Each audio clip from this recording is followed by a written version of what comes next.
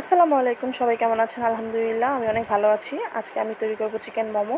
Chicken momo তৈরি করার জন্য আমি প্রথমেই পানি, তার সাথে ময়দা নিয়ে নিলাম।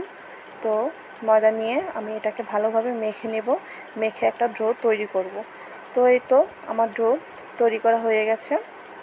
এখন এটাকে আমি কিছুক্ষণের জন্য রেস্টে রেখে দেব। মোমোর পুর তৈরি করার জন্য আমি এখানে নিয়েছি কিছু মাংসর সলিড পিস, সাথে নিয়েছি পেঁয়াজ, মরিচ। এখন এগুলোকে আমি ব্লেন্ডার করতে দিব। এই তো ব্লেন্ডার, আপনারা চাইলে এগুলো আলাদা আলাদা ব্লেন্ডার করতে পারেন, কিন্তু আমি একসাথে ব্লেন্ডার করতেছি। এতে কাজ তাড়াতাড়ি আগে যাবে তার জন্য। তো এই তো ব্লেন্ডার করতেছি, ব্লেন্ডারে দিচ্ছি। স্বাদ মতো কিছু লবণ দিয়ে দিলাম। তো আপনাদের পরিমাণ মতো আপনারা লবণ দিয়ে নেবেন, এটা আপনাদের ইচ্ছা, স্বাদ মতো।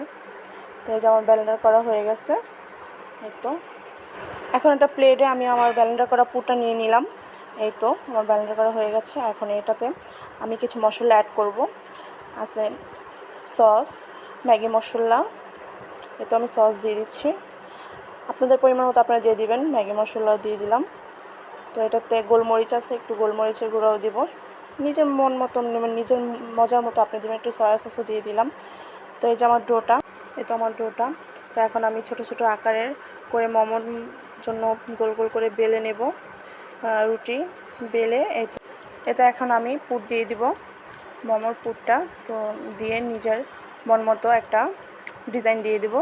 এটা তো আপনার ইচ্ছা, আপনার মন মতো আপনি যেভাবে দিতে ইচ্ছা হবে সেভাবে দিতে পারবেন, কোনো জোর নাই যেভাবে দিতে হবে। তো আমার হয়ে গেছে। এখন এগুলোকে আমি কিছুক্ষণের জন্য বয়েল করতে দেবো। বয়েল করার জন্য আগে আমি গরম পানি দিয়ে নিলাম। তো দেওয়ার পরে এগুলো তো উপরে মোমো দিয়ে দিচ্ছি পানির ভিতরে।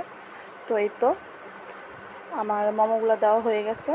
এখন আমি এটাকে কিছুক্ষণের জন্য ঢেকে রাখবো। তারপরে এই তো আমার মোমো সিদ্ধ করা হয়ে গেছে। বেশ কিছুক্ষণ এটাকে সিদ্ধ করতে হবে। তো আমার মোমো তৈরি হয়ে গেছে। এই তো আমি নামিয়ে নিলাম। তো আমার বাবুটাকে আমি দিচ্ছি খেতে। ও বলতেছে আম্মু অনেক মজা হয়েছে, অনেক মজা হয়েছে। এই যে ভিতরের অংশটুকু দেখালো। তো সবাই ভালো থাকবেন, আমার জন্য দোয়া করবেন।